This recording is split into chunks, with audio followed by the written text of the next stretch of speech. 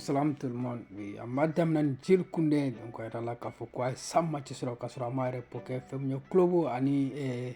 pays la donc na ka jamana donc ni muna ni match ni numbe franyo ka femyo jil kunde donc ay sam match sura ka sura harere poke le amasro donc ba era ka fo ni watina donc amako be femna o aéroport ne de natura ka blessé akobe na kala barça bolo kasabuke donc ale ka remplaçant am se ka fote barça bolo ni watina sura barça kono na la donc era la ka fo femye e ansi flick no barça antene ni watina donc quoi fait vert de barça ma pour que kan Nico Williams ka signé barça la donc era la ka fo ko be do ga projet kono donc ale aka ya mradi donc avec club ni joueur ni nyonje donc ko négociation mena damna c'est vrai que club chama bare wa no fen watina femya Angleterre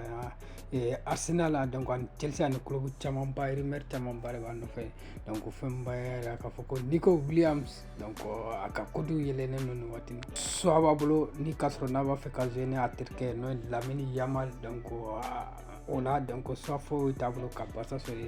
Kevin De Bruyne era la ka foko Manchester City kutina ka contrat era e prolongé o mungo na la femie Inter Miami donc ko lo intéressé lendo ala donc ko lo ba fe ka signer en tant que joueur libre era baro donc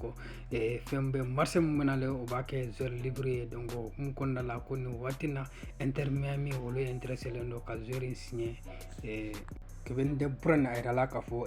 femia Arabie Saoudite tondo fana be donc lu fana intéressé lendo mais déjà avec des pas joueur ka soit de la ni watina donc abena ki en tant que joueur libre donc mun ko nala abse kaka